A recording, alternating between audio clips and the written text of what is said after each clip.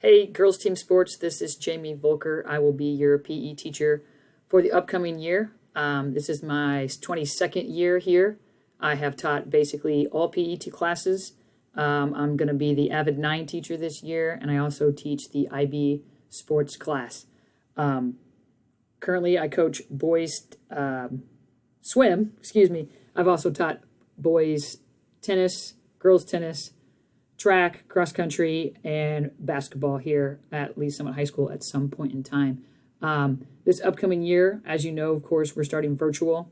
We are going to be doing 4 or 5 workouts, 30 minutes each, weekly, okay? And all that stuff's going to be explained in Schoology, much more in-depth than just this welcome video, so you don't need to stress out about all the details of the class just quite yet.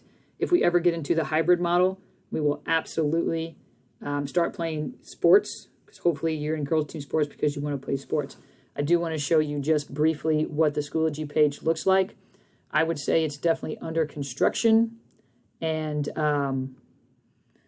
not to, again, stress out, but we're going to have everything's going to be pretty simple as to where things are and what's happening, okay? And then if we ever get to lockers, which I doubt we will, we'll be there.